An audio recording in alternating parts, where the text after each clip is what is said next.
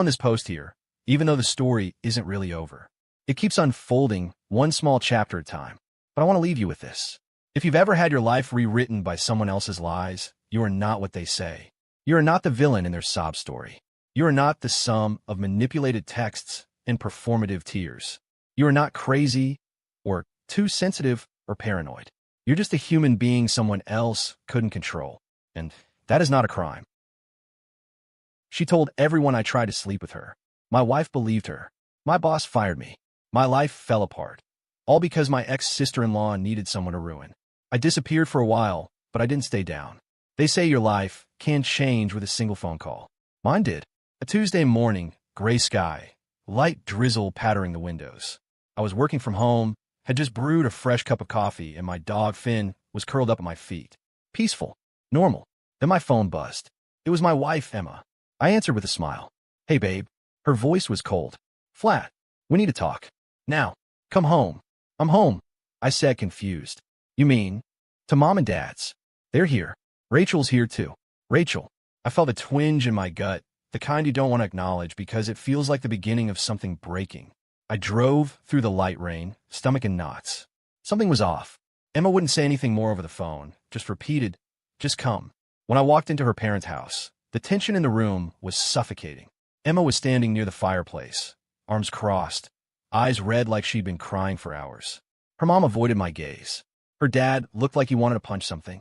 And Rachel, Emma's younger sister, was sitting on the couch, looking so smug I wanted to vomit.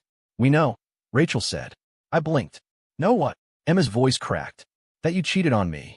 With her. I froze. Laughed a little, without meaning to. What? Rachel stood, arms folded, chin high. Don't play dumb, Nate. I told them everything. My brain short-circuited. You told them what exactly? Because whatever you said, it's a lie. Emma let out a sob. So you're saying she made it all up? Yes, I said, looking at each of them. Absolutely. I have never touched Rachel. Never even been alone with her, not once. But Rachel started to cry. Crocodile tears I would later realize she had perfected over the years.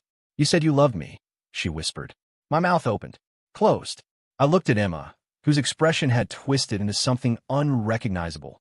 Betrayal and hatred. I didn't, I said, so quiet it felt like the breath had left my body. Rachel, you're lying. She pulled out her phone. Show them some texts. Not from me, but someone using a burner number, saying things like, I wish I could see you again, and Emma doesn't understand me like you do. They weren't even in my voice. Nothing about them sounded like me. But they looked real. I would never write that, I said. Save it. Emma snapped. It's over. And just like that, it was. What followed in the next few weeks was a blur of silence, lawyers, and whispered conversations I wasn't allowed to be a part of. Emma moved out. She told her friends. My inbox filled with venom from people I'd known for years. Didn't know you were that kind of guy. Wow, your poor wife. Disgusting. I stopped responding. Stopped trying to explain. What was the point? I lost my marriage, sure. But it didn't stop there. I'm a high school guidance counselor. Or rather, I was. A month after the accusation, I was put on leave. Concerns about professional boundaries, the principal had said, looking pained. Nothing formal, but there's pressure. Parents had heard about the rumors. Didn't want me around their kids. It didn't matter that Rachel was an adult, or that none of it was true. The rumor mill had spun out of control. The worst part? I couldn't prove a damn thing. Rachel had told her parents that the affair started a year ago, that I had confessed to her at a family cookout, that we'd sneak around at conferences and late-night drives. I couldn't refute it all, because how do you disprove something that never happened? Emma believed her, and that broke me more than anything else. I spent a lot of time in those first few months walking, not going anywhere, just walking, through the neighborhood, by the lake, down empty sidewalks, earbuds in, but no music playing. I kept going over everything. The family dinners, holidays, how Rachel had always been flirtier than was appropriate, but I chalked it up to immaturity. I remember the time she jokingly sat in my lap when we were playing charades, and I awkwardly laughed and got up. Or how she once texted me at midnight, saying, "You up?" And when I replied with a confused, she said it was a drunk mistake. In hindsight, those weren't harmless. She had been testing boundaries, and I ignored them, trying to keep peace in the family. Stupid. My therapist, yes, I got one, said I was dealing with something called reactive abuse. That the more I tried to defend myself, the more guilty I looked to people who had already decided I was a liar. So I stopped defending. I went quiet. But I didn't give up. It took me 4 months to start digging. I didn't do it out of revenge. I did it because I needed the truth for myself, to make sure I hadn't gone crazy, that I hadn't missed something, that this wasn't some cosmic punishment for being imperfect. I started with the texts, the ones Rachel had shown Emma. They weren't from my phone, not my number, but I knew a guy, Dev, one of the IT guys from the school, who owed me a favor. I asked if he could trace where a text was sent from, given screenshots. He couldn't get the location, but he showed me something I hadn't considered. There's a way to spoof text using certain apps, he said. People use them for pranks. Or worse. He pulled up one called Spoofbox, another called Text Now. These let you send fake messages from any number, including one you control. You can even send to yourself and screenshot it to make it look real. That lit something in me. Rachel had control of the narrative because no one questioned her evidence. But what if I could? Once I knew those texts could be faked, I couldn't unknow it. It changed everything. But suspicion wasn't proof. And proof was the only way out of the wreckage Rachel had created. I knew I had to be careful. Rachel wasn't stupid. Manipulative, yes, but not stupid. The first real crack came, strangely enough, from a mutual friend of hers and Emma's, Jessica. Jess and Emma had been close since college, and Jess tolerated Rachel mostly out of obligation. One evening, I got a message from her on Facebook. Short, cautious. Hey, I don't know what happened between you and Emma, but something Rachel said doesn't add up. Mind if I ask you a question? I told her she could. Did you really take Rachel to that hotel in Lakewood last April? No, I hadn't even been to Lakewood in over a year. I told her that. She replied with just, interesting, then went silent for a few days. When she messaged me again, she asked if we could meet in person. She picked a neutral spot, an old diner on Route 12, mid-afternoon, almost empty. Jess slid into the booth across from me, coffee in hand, sunglasses still on. She looked around before leaning in. I can't promise anything, she said, but I think Rachel might have roped someone else into this. Maybe even staged parts of it. I blinked. Staged? She nodded. She told me you two had stayed at the Lakewood Inn. She showed me a selfie of you sleeping in bed. Except your face wasn't visible. Just some guy's arm. And get this, there was a tattoo on the wrist. I held out my arms. No tattoos. Exactly, she said. That's why I'm here. I exhaled, something loosening in my chest. A lead. Finally. Jess agreed to send me the photo, discreetly. It arrived later that night. Blurry, grainy, clearly taken with a phone. Someone asleep on white sheets, arm flung over their head, faint tattoo on the inside wrist, a stylized bird. I didn't recognize the room. Or the bedding. Definitely not me. I forwarded it to Dev. He was better with images than I was. An hour later, he messaged me. That pic's been modified. Metadata's wiped. But I reverse image searched it. Nothing online, so probably original. But this wasn't taken with her phone. That lined up. Rachel had told Emma she had taken it. But the photo wasn't hers originally. Another lie. It was small, but it was something I could use. A single loose thread. I debated whether to bring this to Emma. But she wouldn't listen. Not yet. I had to go bigger. I remembered something else Rachel had said during that blow-up at her parents' place. That I had confessed to her in the car, outside a coffee shop, last October. Problem is, I have a dash cam. One of those always recording types. I'd forgotten it was even there. I dug out the memory card from my glove box and loaded it up on my laptop. The footage wasn't fancy, grainy, time-stamped audio only faintly picking up. But I had video from that day. All of it. And there was no Rachel.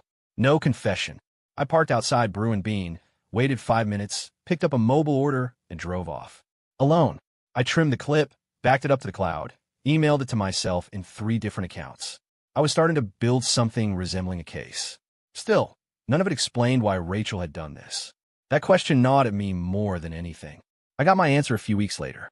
I've been looking through old text threads with Rachel, hoping for something off, some clue, some inconsistency. One caught my eye. She had texted me months before everything fell apart. I told him it's over. Not like he was going anywhere anyway. I'd ignored it back then. Thought she was talking about a guy she was dating. But now, with everything that had happened, it read differently.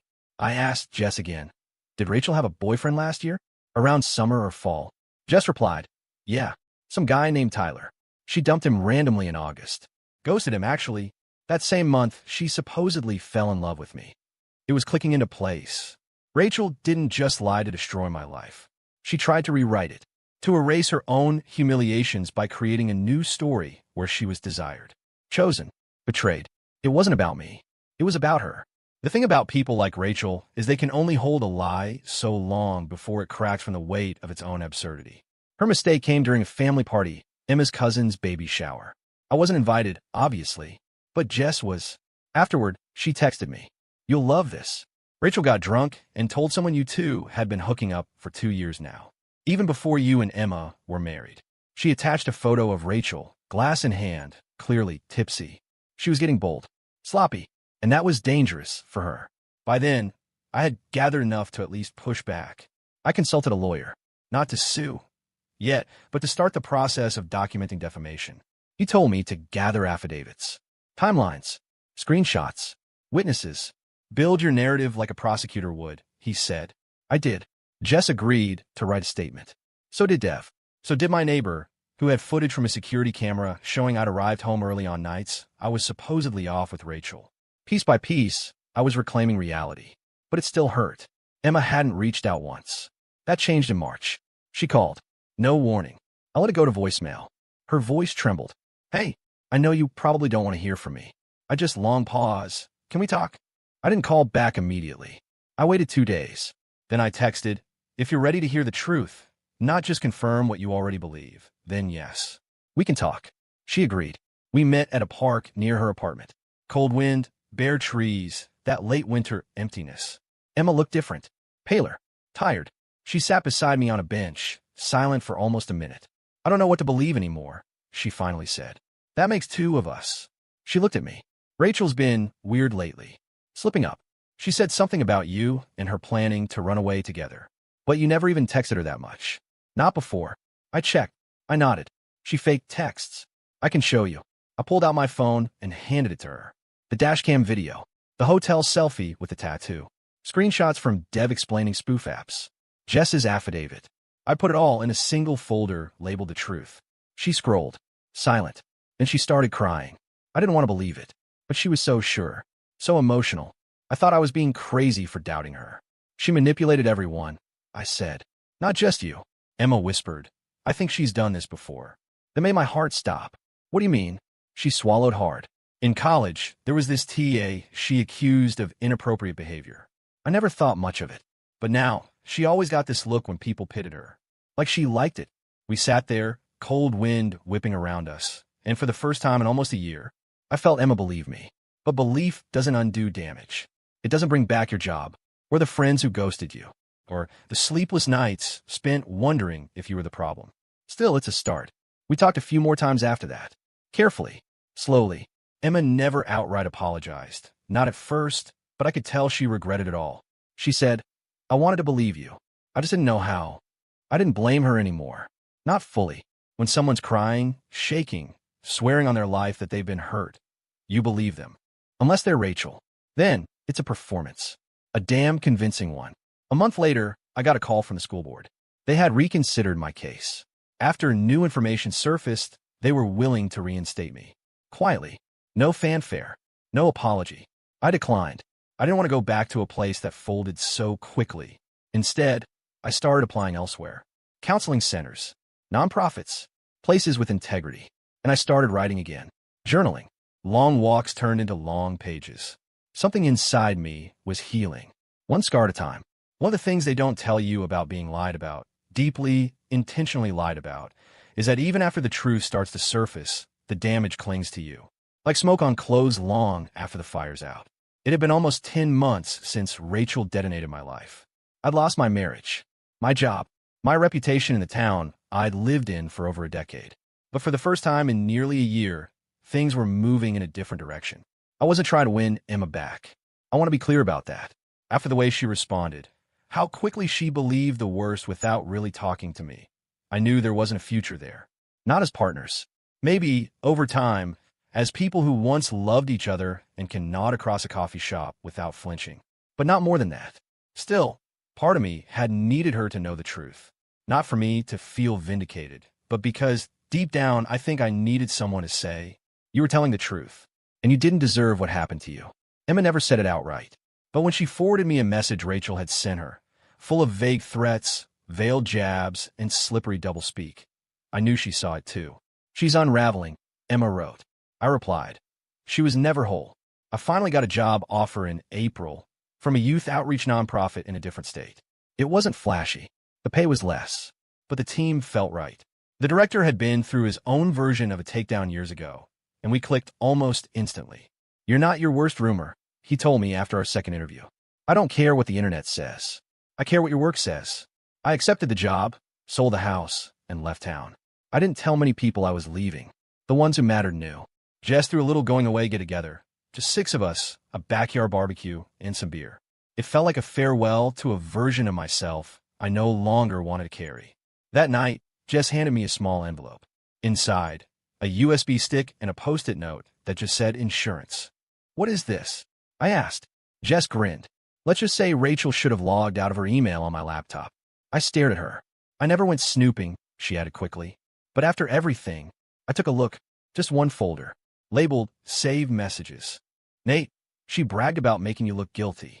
She drafted emails to friends, laughing about how easy it was to fake screenshots. She even joked about how dumb Emma was to fall for it. My stomach flipped. This is huge," I said. Jess nodded. "Do with it what you want. Just protect yourself." I hugged her, tighter than I meant to. It was the first moment in a long time where I didn't feel crazy, or invisible, or small. I felt like someone who might actually win, even if it was in quiet, unseen ways. I didn't go public with the USB. Not right away. I didn't want revenge in the tabloid sense. I wasn't going to leak the messages or post a Reddit expose. Ironic, I know. What I wanted was simpler, to put the truth somewhere permanent. In case she ever tried to pull something like this again. I met with my lawyer once more, and we submitted a formal statement of events to the authorities. I made it clear I wasn't pressing charges yet, but I was placing evidence on the record, just in case. "She's going to do this to someone else," I said. My lawyer nodded grimly. "I've seen this pattern before." We made a digital backup of